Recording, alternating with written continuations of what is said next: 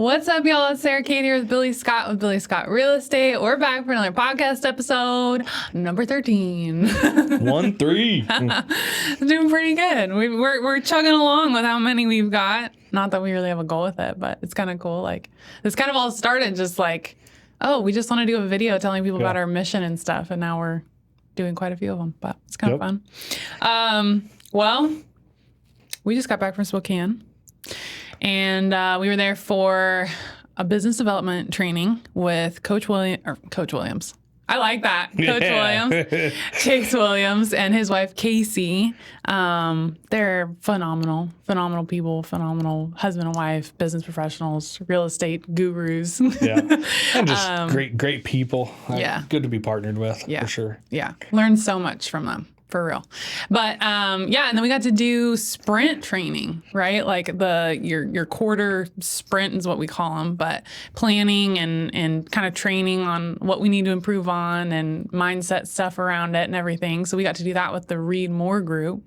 RMG up out of Spokane, Coeur d'Alene. That was awesome. Actually, Kate Gillette texted me, who's an agent here locally. She's with the Beavers now. Yeah. And she was like, hey, I just saw you on there. Are you there? Like, I just saw you on their Instagram. And I was like, yeah, I'm there. Yeah. It was cool. So small world, but man, that was like, I don't know. It was really good. Yeah. It was really good. And when you talk about the sprints, I mean, when we're talking about how do we put things into action in our day-to-day, it's like they simplify getting granular with your business. Mm-hmm. And okay, we got these 12-month goals and then these 3-month quarterly goals. Now break it down. How do we take that quarterly goal and put it into a 12-week goal or 13-week goal? Yeah. And then what are we going to do on day one of a 5-day work week? Yeah. Now, in the morning of day one, what are we going to do? And it's like putting things into action. Yeah. Of like, I don't know, what's getting in the way of lead generation? What's getting in the way of not completing this? Mm-hmm. All the distractions of everyday life, whether it's personal life, whether it's family, whether it's friends, whether it's just distractions coming left and right. TikTok. The social media scroll. The rabbit hole. Yeah. And I'm guilty as all get out. Like, it's like, ooh, look at this. It's shiny. The emails I get that are like, Sarah, is this another distraction or is this something we should actually do? I usually know the answer when I send it. It's like, I'm like, why are you asking? Yeah. But no, it was a great training. So Read More Property Group and Chase Williams, I mean, they got a great partnership and mentoring and coaching and what they got going. There was a great turnout. So we got to network with other agents and people from other industries of just learning how to get granular with their business and actually put their plan into motion. And keeping it fresh on top of our minds. So that's what we're trying to do as well. Yeah, you need it because you can just kind of get stuck in the grind and feeling like you're not, like we have goals of things that we want to achieve and accomplish and the way we want to do business, like we're just growing and developing. So having people that we can bounce ideas off and like, especially people who are doing things at such a high level, like the way that they take care of their clients is like amazing. Yep. So that's so helpful for me to learn from how to just keep improving and be better for our people. Yep. But yeah, it was a good time. They had good food too. Yeah. I had the best pesto I've ever had. It was so good. Oh my gosh. And I had our breakfast. Oh, and then their Christmas. Casey makes this. Casey makes this like, what is it? It's a combination of like mixed nuts and like. Yeah, it's like Chex Mix. But it's we call it Christmas crack. Oh, Christmas crack. Like, and she gave us a big old gallon bag. Yeah. Oh my gosh, I felt high on the hog right there. This other sweet agent, she was like, hey, what's in the bag? She was like, I gotta know what's in the bag. What's the goods? Yeah, and then I walk into work that next week or the next day and it's sitting on my desk. I'm like, no. I'm like, you're supposed to take this home. I don't have enough control to put that bag on my desk and only take a few bites. Yeah, it's dangerous. It's good stuff though. But yeah. Well, what are we talking about today? Yeah, we had a good time. Well, today we're going to talk about the buyer's roadmap, right? I feel like from my experience of being a buyer, it was like I got into it and you're like, I don't really know what to do. And then people are like, okay, go to a lender. You got to figure out what you're approved for. And it's like, okay. And then it's like, oh, we're looking at properties. And it's like, oh, okay, we want to buy this house. Like, well, how do we do that? You know, like what things do we offer? What the heck are concessions, right? Like just all these different terms and the process of it all. Like, I mean, we were a first-time home buyer, so it was overwhelming in that sense, but we had a great agent and we had a great TC. And so that was like, made all the difference. Somebody who could just like, it's okay. Like, we got this. Like, we know the process. Like, we're going to inform you every step of the way. So taking that, I was like, man, we should talk about this. Like, we actually have like, we have buyer and seller guides, but in our buyer guide, we have a buyer roadmap that you go through that has basically all the steps, like big milestones that happen in the process. Yeah.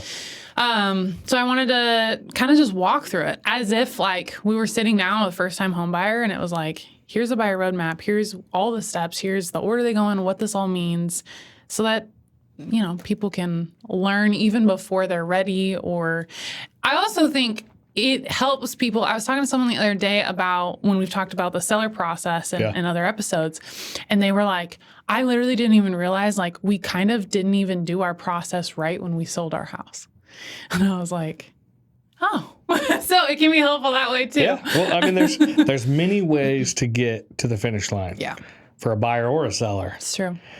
But there's more efficient and smooth routes that don't have to be as bumpy. Yeah. So as we continue learning day to day and learning new systems, we want to make it as smooth as possible for clients and get them to the closing table. Yeah.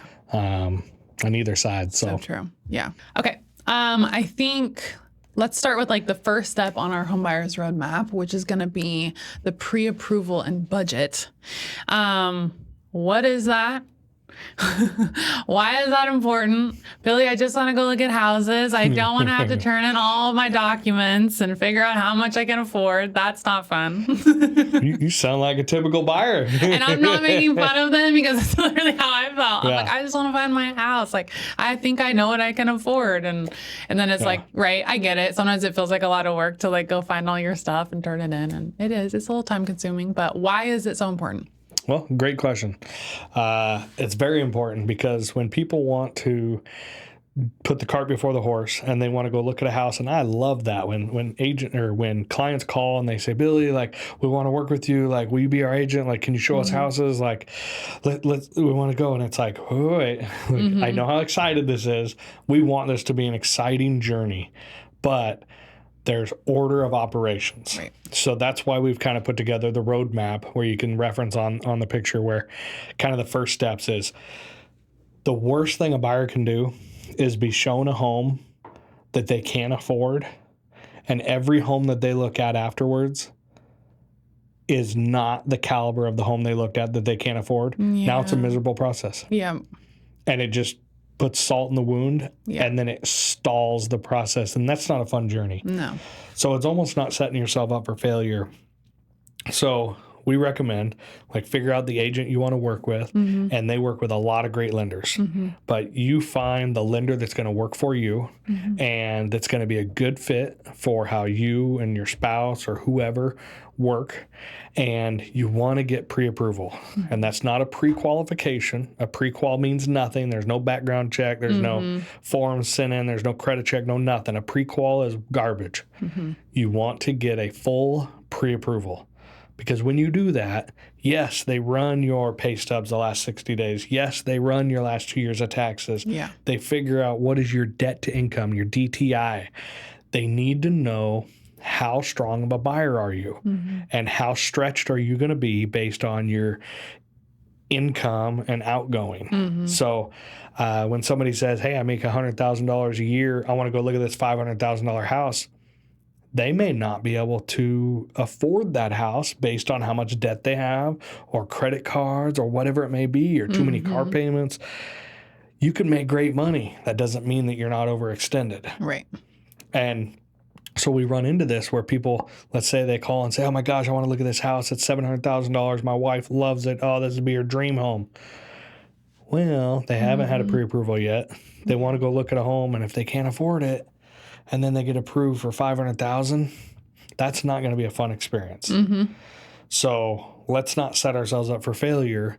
Let's get you in contact with the right lender that's going to get you approved, get you fully underwritten, and make sure that you're going to have a competitive interest rate based on today's market, and be able to be in good hands, and a lender to get you to the closing table. Not just a lender that says, yeah, we'll get you approved. Right. There's a difference. Also, you need to be able to afford your payment. Yes. Right? Like, so that's pretty important. Let's talk about that. So let's say you say, I want to have a $2,500 a month payment. Okay.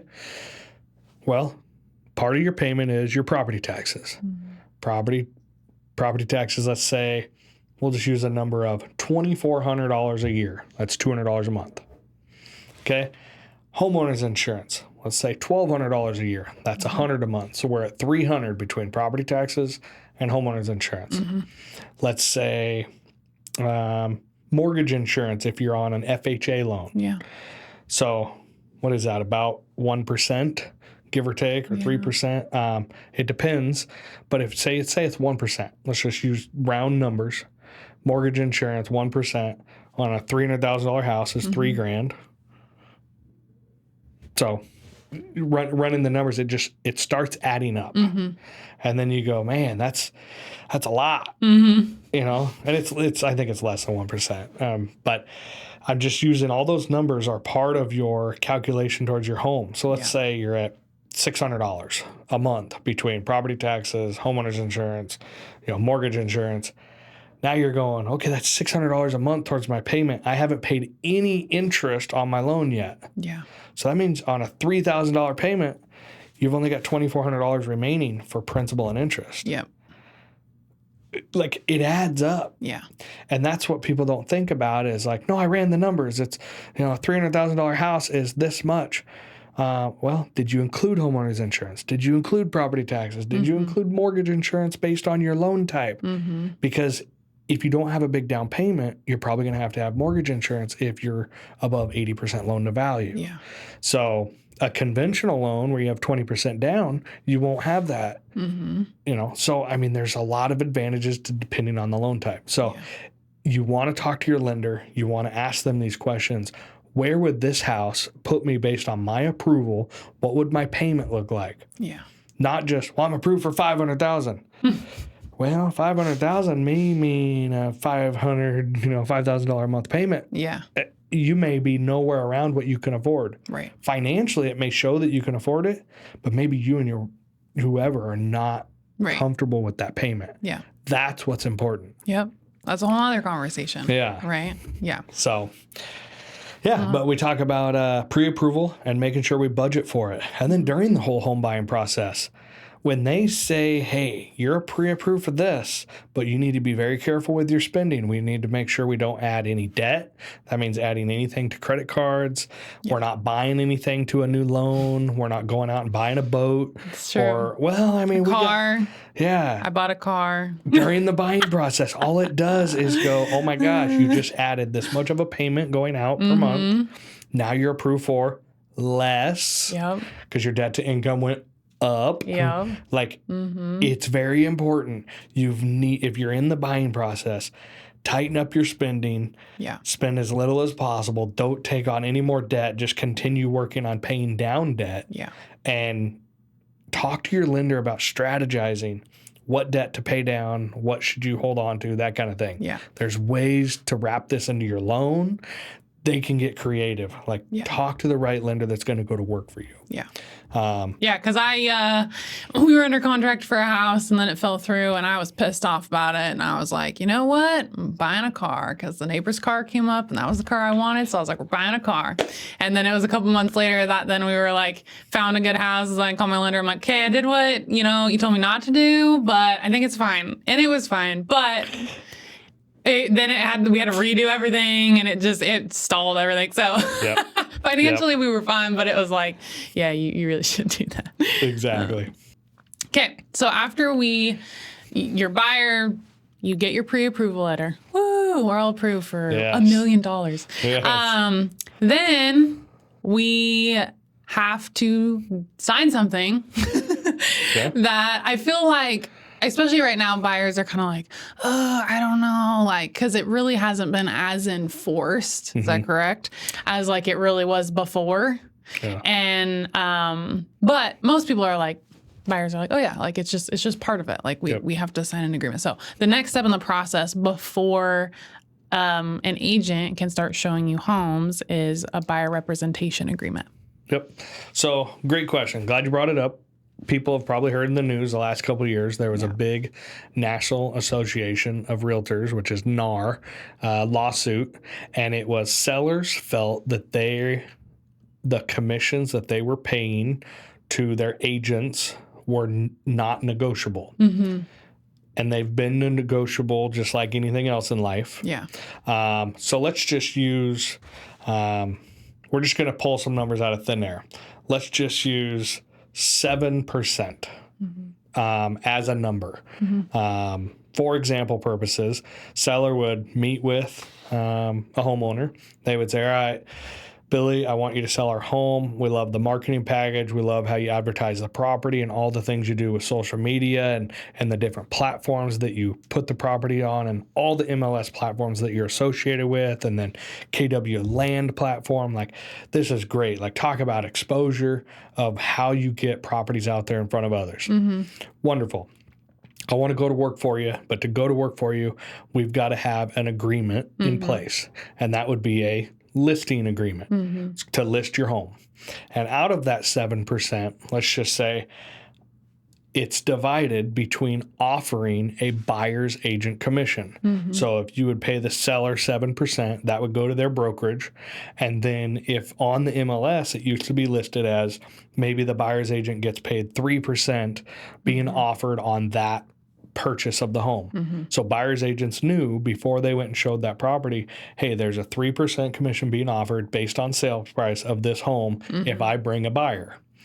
The reason for that is the sellers want to make sure when their home is advertised, they want every agent in the state being able to bring them buyers, not just one agent. Right. They want every agent wanting an incentive to say, hey, I'm going to get paid to go work hard for my clients. I'm going to bring you a ready, able buyer that's ready to go. Yeah. The agent that's getting 3% on the buyer side is not the agent that is allowing people to look at properties without a pre-approval. They are making sure they're having those conversations with their buyers. They're making sure that they're pre-approved, ready to rock and roll, and shopping for a home within their budget terms, not overextending themselves. Yeah. So that is something that the seller would have an agreement with the listing agent. It'd all be one fee. That 7% would get paid when the home closes. And then through the brokerage would then pay whoever that buyer's agent worked for the 3%, and then the seller would get 4%. That's just for average purposes, talking about examples. Every bit of this is negotiable and always has been. The lawsuit was around the fact that sellers felt that that was not negotiable. You can offer no commission to a buyer's agent. You can offer a smaller commission. You can offer whatever commission you want. Nothing's changed there. But now what they've done is implemented a listing agreement is between the seller and the listing agent. Yeah. So it's no longer in correlation with the buyer's agent. Right. So now buyer's agents who represent clients to bring them to the table to write an offer, now they have their own agreement. They say, Mr. and Mrs. Buyer, whoever it may be, if I'm representing you and I'm going to go to bat for you and I'm going to, you don't want to go to court alone. Like, we're dealing with contracts, we're dealing with the negotiations. Like, we want to be able to find the right value for what you're looking for. That buyer's agent working hard for them needs to be in agreement, and an agreement in place that says, how am I going to get paid? Am I going to get paid through the negotiations of negotiating it through seller concessions, which may be offered? Am I going to get paid in agreement with concessions that the seller agrees to pay a buyer's agent? Am I going to get paid? What if they're only offering a small percentage? Are my buyers that I represent, are they going to cover the difference of what I go to work for? All of that is a negotiation. There's 3 different ways to do it. Yeah. But It's not guaranteed, and it's no longer represented on the MLS platforms. Right. So an agent would have to call and say, hey, Billy, are your sellers offering a buyer agent commission? If so, what amount? And the common response has now been, they've been talked to about it. They're in agreement with it. Write it up in your offer based on you and your client. Sometimes it's, yes, it's maybe this amount. Or, yes, but you need to write it up into your offer however you present it. Everything will be negotiated and figured out. So it's also like, the way I remember it too, like everybody talking about it was like, when you list a house, you sign a listing agreement. Yep. So then it's the same thing. Like if you're a buyer, you're going to have a buyer agreement. Yep. Like it is. So it's not like, oh, what are these agents trying to pull on me or, whatever. Yeah. Like, no. It's for everybody's protection. Yeah. Like that's why it's called an agreement, right? Between both parties. And it's great because really it's made listing agents stronger. Yep. It's made buyer's agents stronger. Having those agreements in place and having, like loyalty agreements, like, hey, we're working together. I'm going to go to work for you. We're going to get this thing done. The advantage to it is, you have clarity of what your deal is before you even go see that property. Yep. Yeah. So it's made us better as a whole in the industry. Yeah. So this went into effect August 17th of 2024. So no longer is a buyer's agent able to go when somebody calls us, hey, Billy, I want to go look at this house tonight. Can I see you in 2 hours? Like, agents are like, yes, I'm hungry to help clients. I want to help them. I want to go to bat for them. Absolutely. I'll drop what I'm doing. I'll cancel this. I'll cancel that. Like, I want to go help. Well, they go meet you there. Now, before you open the door, in the state of Oregon, we legally have to have a buyer's representation agreement signed, so you know how we're paid. Yep. To represent you before we can open a door to a home. So you might have seen a lot of things on like TikTok or Instagram, different videos of, the realtor police coming and, oh my gosh, did you show that house without a buyer rep agreement? You're going to jail. Like turn around, put your hands behind your back. Yeah. But really it's because it's all new. There's a lot of hype in the media behind it. Yeah. It's new, but guess what? It's became the norm if you make it a part of your everyday business. Yeah. And it doesn't even make, I don't know. I'm like, it's just what we do now. It's just what we do now. Yeah. And you can do it where it's like you just show them that property, like you have an agreement for that property, or it's like to do multiple properties, like just showing, So it's not like you're just like locked in, If somebody does just call you and just wants to see the house that you have listed, or they just somehow came across your information, it's like, we don't know if we really want to work with you, but like, can you show this house, right? Like, yeah, it makes sense. Yep, exactly. All right, property search and showings is usually the next step after you've gotten your pre-approval, after you've gotten your buyer's agreement signed. Usually an agent will set you up on a property search, correct? Yep. So when we do a property search, because we're a part of 4 MLS platforms in Oregon, we would want to go, okay, where are you looking for property? Because there's 5 or 6 different MLSs in Oregon, plus the KW Land platform. You want to narrow down, where are you searching for property? Yeah. So let's say it's in the Willamette Valley, Salem to Springfield, and Blodgett or Philomath to Sweet Home. Okay, so like that rounded area across the valley. Well, the RMLS platform is Salem to Portland plus the Springfield, Eugene, Roseburg area. Okay, so that one MLS kind of overlaps that property search. So we would want to make sure we put that search in there. Yeah, but not our little strip in the valley. Yeah. We have our own MLS. Yeah, so you got the Willamette Valley MLS. Now what will happen is somebody will say, hey, I saw a sign on this property in Corvallis, but I can't find it on the WVMLS. Well, it's usually because it may have been listed with an agent that is out of that area. Let's say they're from Portland and they're a part of the RMLS. They listed it there, but you're not finding it locally on the WVMLS. So the syndication platforms below all the MLS platforms, MLS feeds it, and then everything syndicates down. So that's when we're talking about the Zillow, the Realtor.com, the Homes.com. Those all trickle off of what's input in the MLS. So even if you put it on the RMLS or you only put it on the WVMLS, it will syndicate to those platforms. Yeah. But when you have it in multiple, on a WVMLS and an RMLS search, and it overlaps the area, or like we have our own website that ties in our MLS platforms, so we can cover that search area and not miss any of those, and just feed you the properties directly that match your search filter criteria. Yeah. And that is great because you're not blown up with a bunch of agents trying to say, hey, I seen you clicked on this, or it's clickbait in a sense, instead of being set up on that exact search where you're not being bothered on the syndication sites. Yeah. And the reason that we do a property search really is to cut down on time, right? We get their criteria of what they want, then we put it into our system. Yep. They get sent properties, and then hopefully we find 2 or 3 properties that are like, oh my gosh, that fits exactly what we're looking for, pretty close. Yep. Then we schedule the showing for them. You take them and go show them, and then they decide what they want to put an offer on.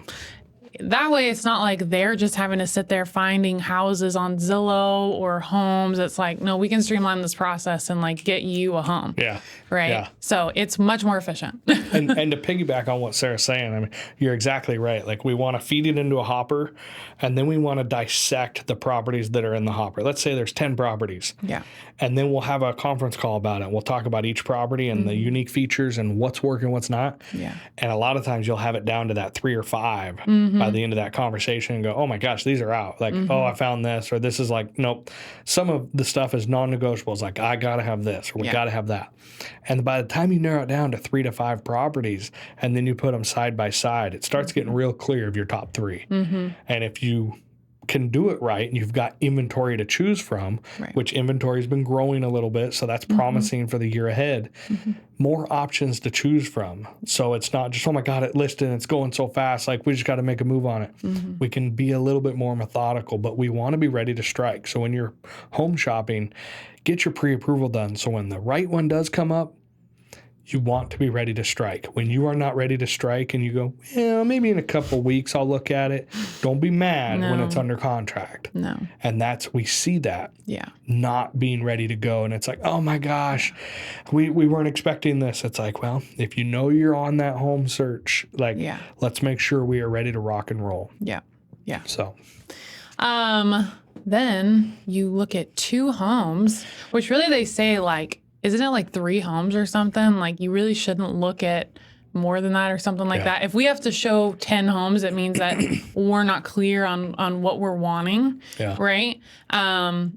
Or it's like, well, this looks like it could be great, but it's like, and so I get it. It can take time, but, like for us, it was like we knew exactly what we wanted, and we weren't very picky on a lot of it. Yeah.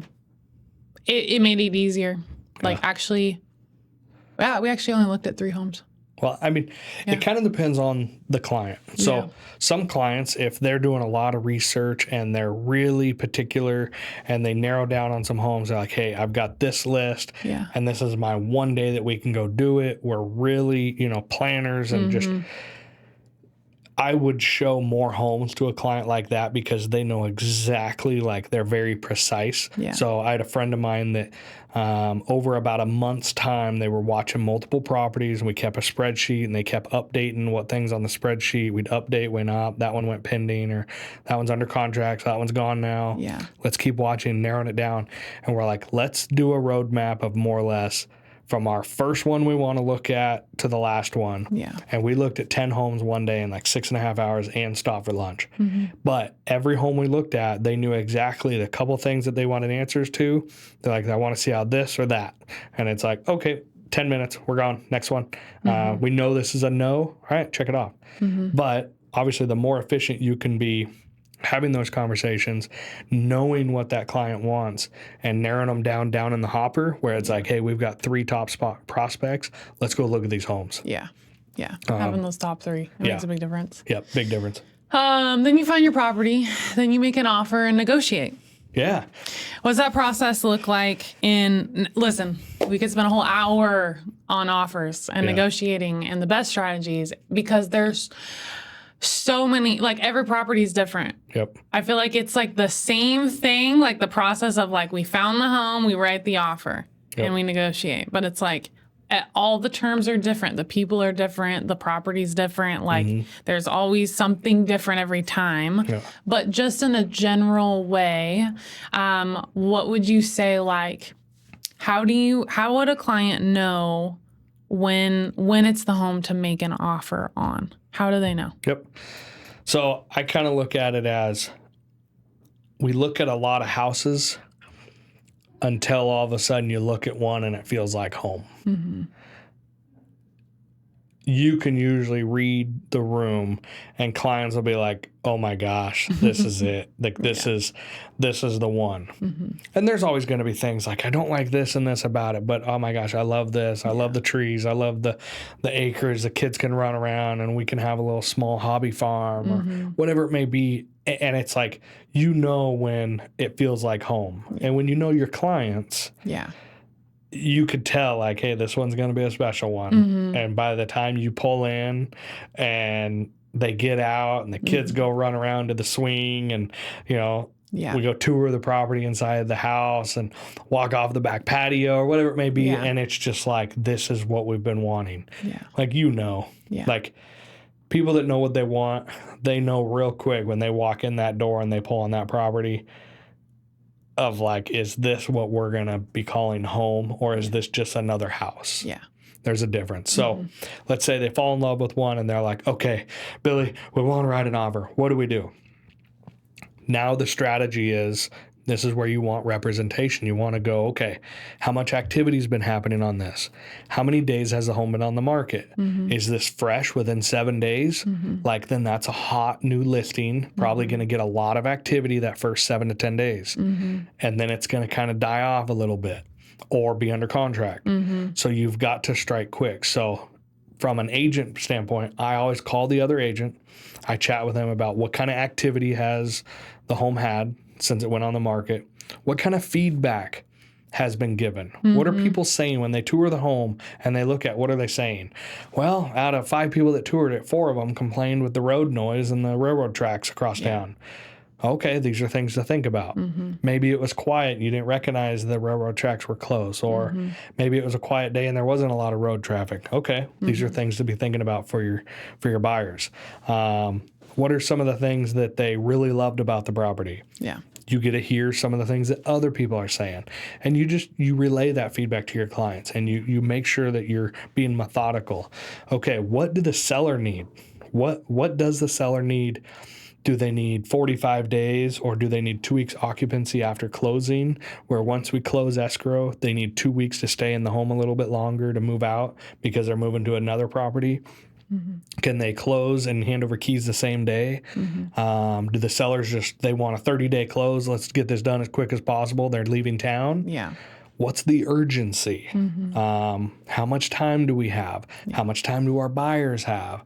So you want to ask those questions without giving up too much information on behalf of your clients for negotiation purposes, but also we're trying to figure out what's going to be a good fit. Is the right buyer teaming up with the seller, and is it going to work? Mm-hmm. You talk about, is the seller interested in paying a buyer's agent commission? Mm-hmm. If so, how much? Sometimes you get it out, sometimes you don't. Is a seller willing to entertain seller concessions?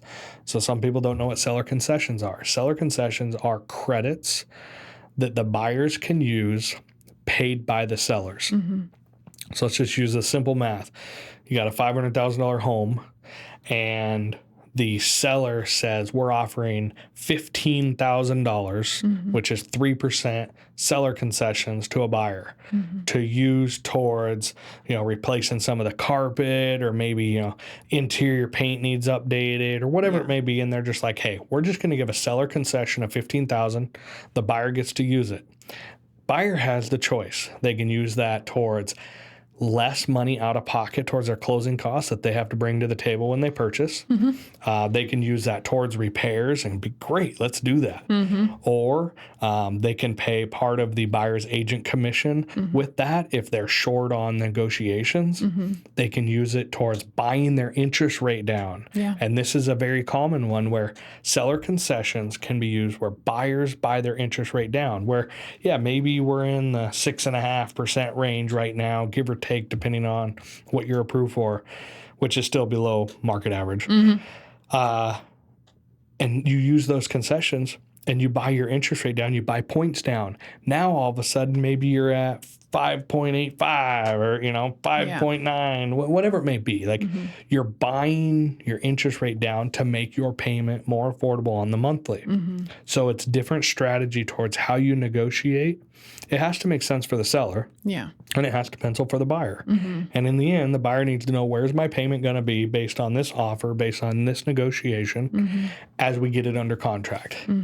And then there's other negotiations that'll come through the home inspection period and go from there. Yeah. So having an agent who can help you negotiate the terms and what you need is huge. Yep. Huge. But like, if you have an agent that's one-sided and all they want to do is take, yeah, and there's no two-sided deal, if it's just the buyers win and the sellers lose, right, that's not a win-win. No. If it's the sellers win and the buyers lose, that's not a win-win. Yeah, it's got to make sense for both parties. Yeah, because if one party feels that they're giving up too much over the other or whatever and they're not being reasonable, emotions get involved. Yep. And that's the fastest way for deals to fall flat and have sale fails. And then it just wastes everybody's time. 100%. And it's avoidable. It is. Have good relationships with other agents. Work together. Yeah. You're fighting for both your clients. Yeah. Doesn't mean you're fighting each other just because you're fighting for your client. Yep, exactly. Right? Okay. Oh my gosh. And then you just show them a home and then you get an offer accepted and it's exactly what you wanted. Yeah. And it was so easy. Yeah. Offer no accepted. back and forth. Yeah. Sometimes those I feel like can be a little bit of a back and forth, right? In finding that win-win. Yeah. So it's not always like, I'm being sarcastic. It's not always like you just submit your offer and it's like, boom. So it's accepted in an hour. Yeah. You usually have some counter negotiation, some give and take, figure out maybe adjustment on price, adjustment on concessions, adjustment on timelines, whatever. Like you're working through a negotiation professionally, contractually. Yep. So yeah. Then you get the offer accepted. Once you get the accepted offer, it becomes official.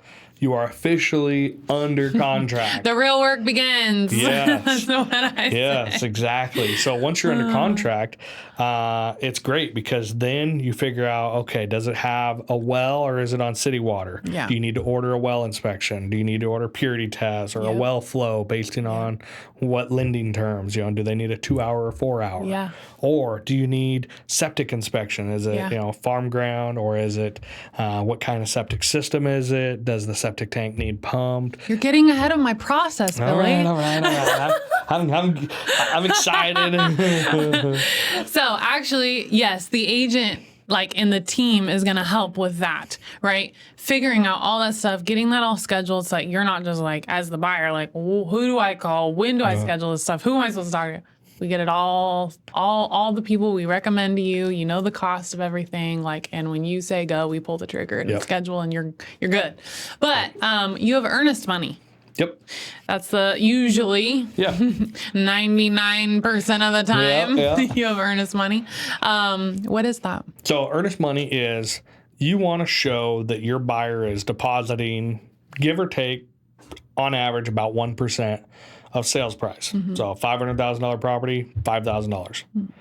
That you want them to show, I got some skin in the game. I'm a ready, able buyer. We're ready to go. Yeah. It's all negotiable. Yeah.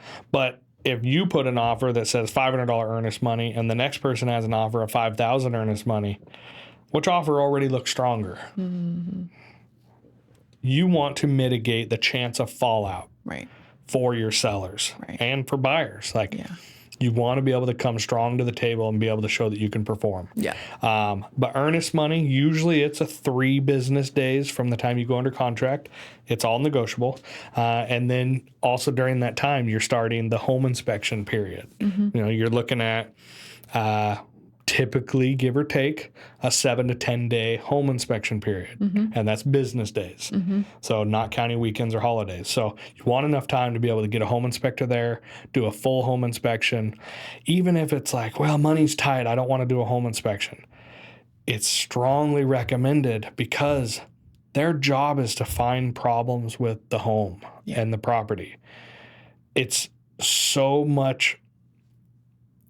important in a sense of You may spend 500, 700, 800 bucks, but literally what it could save you in finding problems ahead of time, it's drastic. Yeah. So I would be doing a disservice to a buyer if they said, no, I think we're just going to save money. It looks like a nice home. Well, we've seen where I've thought brand new home. It's great. And then they do the inspection. You're like, what? Yeah. Or ones that you think, oh my gosh, we better do an inspection. And then you do it and you're like, wait, it was actually fine. Okay. Yeah. Okay. Really wasn't that bad. Yeah. You never know. Yep. That's why your advice is that they just do it. Yep. It's worth it. There's a time and a place to save money. Yeah. And on your home inspection, this is one of the biggest purchases of your life. Yeah. Don't squawk at a few pennies now. Yeah. Because what that could save you is more than justified. It's like buying a car and not looking at the engine. Yep. Yep, exactly. Not a great idea. Exactly. So or not turning it on, right? Yeah.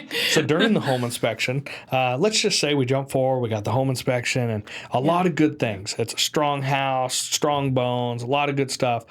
But by the way, the roof is shot and it's needing replaced and winter's coming. Or, you know what, the exterior needs painted and the roof is shot. Okay. Well, depending on the size of home, you'd want to get a contractor out there and go, hey, I need to figure out, is this got a 3 to 5 year roof cert available, or is this at end of life and do we need to do a full roof replacement? And when you replace a roof, don't just replace it with the cheapest roofing bid.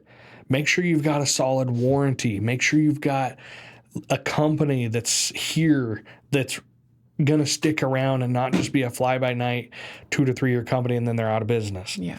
Make sure you're working with reputable companies that have a strong warranty that's transferable to the next buyer and good terms in that sense.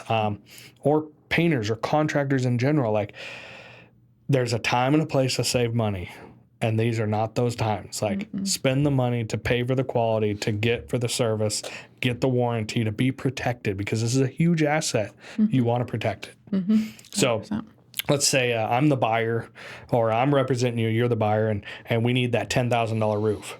So that may be something that we may go to the selling agent and say, hey, this is our home inspection buyer repair addendum. And we may say, everything's good, but seller needs to pay for a new roof. It was quoted at $10,000. Yeah. And the seller they always have 3 options. Buyers and sellers always have 3 options. You can accept, you can reject, or you can counter. So rejecting is not always advised, but there is a time and a place for it. Accepting is not always advised, but there's a time and a place for it. Countering is the most common response, depending on the part of negotiation. But you want to find something that makes sense for the seller and makes sense for the buyer. If it's all take, it's taken wrong, right? So there's a time and a place of what you ask for and how much, and find a way to come to terms on what's going to be the best option. Yeah. So. Agreed. So you kind of cover that. So when we go through inspections and contingencies, right? And contingency is, well, can you explain that briefly? Yep. Of how you would define that so that somebody can understand, what is an inspection contingency or what are those? Yeah. So when we talked about earnest money, a lot of times the buyers are able to get their earnest money back 99% of the time. Buyers have the power in the state of Oregon. The sellers are set to follow the contract terms. Buyers have a lot of outs. Just know that. It's kind of like renters in the state of Oregon. Yeah. The owner has way less power than a renter. So that earnest money says, hey, I'm putting $5,000 earnest money down, but if there's something wrong with the house or the deal falls through at different parts of the negotiation terms, I'm going to be able to get that earnest money back. So it's like a deposit that's fully refundable most of the time for buyers. Now, there are times once they're out of the contingency period. So, for instance, 10 business day home inspection contingency. You come to terms, sellers are going to replace the roof, everything's going to be good to go prior to closing. Great, let's release the home inspection contingency. And what that means is this home is contingent upon, right? The inspection being, we've negotiated everything, everything's good, we're releasing that contingency upon the home being sold and bought. Yep. Right? Okay. And then you've got other contingencies. Let's say this home was on 2 acres and it has a well. So it'll have a well contingency. So the seller needs to provide potable water. So you're going to have purity tests. But also, maybe for the loan, they need to have a 4-hour flow test, and it needs to be at least 3 or 5 gallons a minute, depending on if it's an existing system. So, okay, well test pass, everything's good to go. We're great on that. All right, let's release the well contingency. We've also got a septic contingency.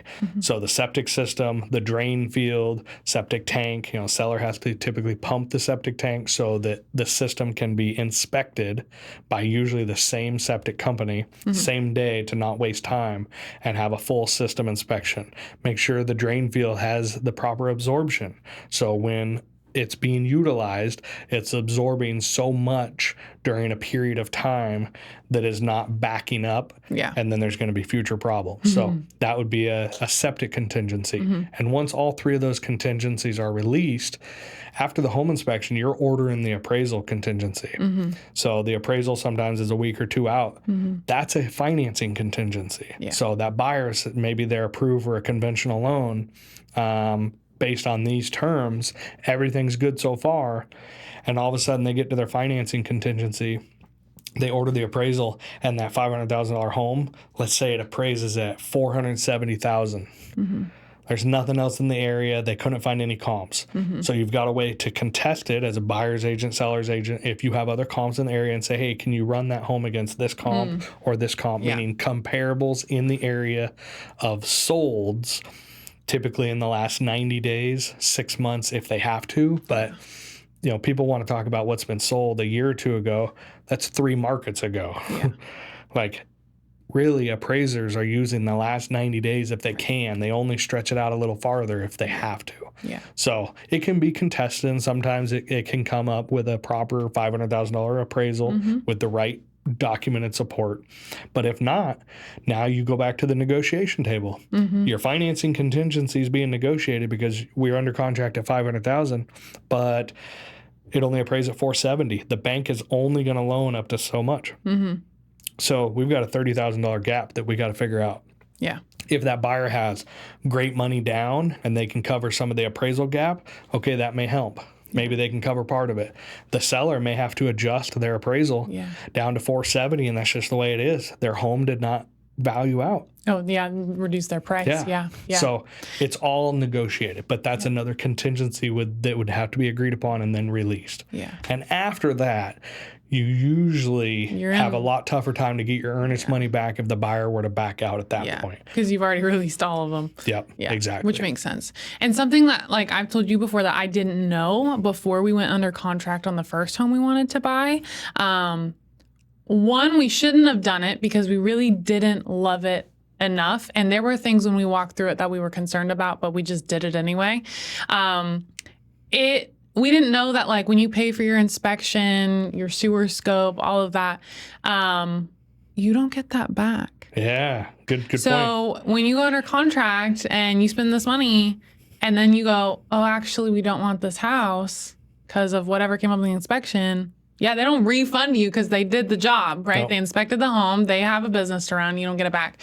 So, obviously, like, our lender and our agent were great. Like, they worked with us and everything on that. But just something that, it's not that I don't think that they didn't tell me that. They totally could have. I just did not remember them saying that. So then when we went under contract on the next house, I was like, no. This is going to be the one that we are going to buy. Like, we're going to figure it out, kind of thing. Did you see that finger? No. Linda. Listen, Linda. I was like, this is not happening again. So anyway, that was just something from my personal experience that I learned and, would definitely let a first-time home buyer know. So that's great things to bring up. I'm glad you brought it up. So let's say you got a home inspection around $600. And you may want a sewer scope if it's in town. Septic if it's out of town. You may want a radon test under your home to see if you've got radon in the area. You pay for these added inspections. None of that money gets returned. Nope. You're paying, it's insurance that you're making sure this is a sound, quality home, good setup, and you're mitigating all the problems that you're going to be facing in the future, the inspections that you're paying for. And then the other one is the like the well test or the septic inspection. Like those are all out of pocket. They're not refundable. This is to protect you and your asset. Yeah. And then the other one is once you order the appraisal and the appraiser shows up and the appraiser says it's $470, you may have paid $700 to $1,000 for that appraisal.